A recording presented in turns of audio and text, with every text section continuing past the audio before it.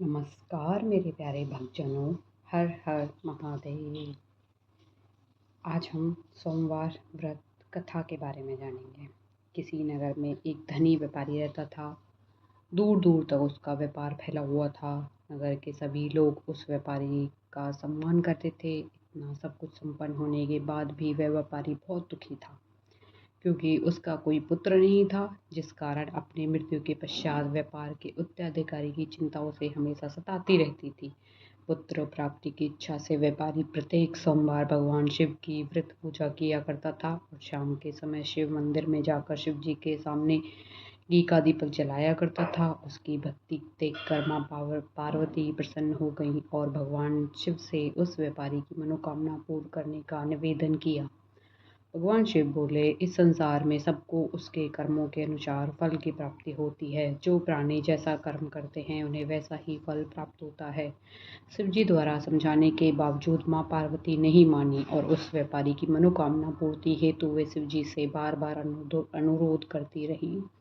अतः माता के आग्रह को देखकर भगवान भोलेनाथ को उस व्यापारी को पुत्र प्राप्ति का वरदान देना पड़ा। वरदान देने के पश्चात भोलेनाथ माँ पार्वती से बोले, आपके आग्रह पर मैंने पुत्र प्राप्ति का वरदान तो दे दिया, परंतु इसका यह पुत्र 16 वर्ष से अधिक समय तक जीवित नहीं रहेगा। उसी रात भगवान शिव उस व्यापारी के स्वप्न में आए और उसे पुत्र प्राप्ति का वरदान दिया और उसके पुत्र के 16 वर्ष तक जीवित रहने की बात बताई। भगवान के वरदान से व्यापारी को खुशी तो हुई, लेकिन पुत्र की अल्पायु की चिंता ने उसे खुशी को नष्ट कर दिया। व्यापारी पहले की तरह सोमवार के दिन भगवान शिव का विधिवत व्रत करता रहा। कुछ महीनों के बाद उसके घर एक अति सुंदर बालक ने जन्म लिया। घर में खुशियां ही खुशियां भर आईं।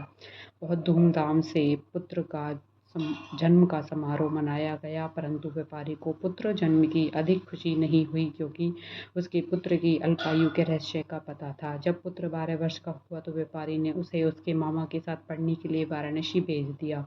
लड़का अपने मामा के साथ शिक्षा प्राप्ति हेतु चल दिया। रास्ते में जहाँ भी मामा भांजे विश्राम हेतु रुकते वहीं यज्ञ करते और ब्राह्मणों को भोजन कराते। लंबी यात्रा के बाद मामा भांजे एक नगर में पहुंचे। उस दिन नगर के राजा की कन्या का विवाह था, जिस कारण पूरे नगर को सजाया गया था। निश्चित समय पर बारात आ गई, लेकिन वर का पिता अपने बेटे के एक आंख से काने होने के कारण बहुत चिंतित था। उसे भय था कि इस बात का पता चलने पर कहीं राजा विवाह से इनकार न कर दे। इससे उसकी बदनामी भी होगी। जब वर के पिता ने व्यापारी के पुत्र को देखा तो उसके मस्तिष्क में एक विचार आया। उसने सोचा, क्यों न इस लड़के को दूल्हा बनाकर राजकुमारी से विवाह करा दूं। विवाह के बाद इसको धन देकर विदा कर दूंगा और राजकुमारी को अपने नगर ले जाऊंगा। वर के पिता ने लड़के के मामा से इस संबंध में बात की। मामा ने धन मिलने के लालच में वर के पिता की बात स्वीकार कर ली। लड़के को दूल्हे का वस्त्र पहनाकर राजकुमारी से विवाह कर दिया गया। राजा ने बहुत सारा धन देकर राजकुमारी को विदा किया। शादी के बाद लड़का जब राजकुमारी के साथ लौट रहा था तब वह सच नहीं छिपा सका और उसने राजकुमारी की ओढ़नी पर लिख दिया, राजकुमारी तुम्हारा विवाह मेरे साथ नहीं हुआ था, तुम्हारा विवाह मेरे साथ हुआ था। मैं तो वाराणसी पढ़ने के लिए जा रहा हूँ और अब तुम जिस नवयुवक की पत्नी बनना पड़ेगा वह कान्हा है। जब राजकुमारी ने अपनी ओढ़नी पर लिखा हुआ पढ़ा तो उसे कान्हा लड़के के साथ जाने से इनकार कर दिया। राजा को जब ये सब बातें पता लगी तो उसने राजकुमारी को महल में ही रख लिया। उधर लड़का अपने मामा के साथ वाराणसी पहुंच गया और गुरुकुल में पढ़ना शुरू कर दिया। जब उसकी आयु 16 वर्ष की हुई तो उसने यज्ञ किया। यज्ञ की समाप्ति पर ब्राह्मणों को भोजन कराया और खूब अन्न वस्त्र दान किए। रात को वह अपने शयन कक्ष में सो गया। शिव के वरदान के अनुसार शयनावस्था में ही उसके प्राण पखेरु उड़ गए। सूर्योदय पर मामा मृत भांजे को देखकर रोने पीटने लगा।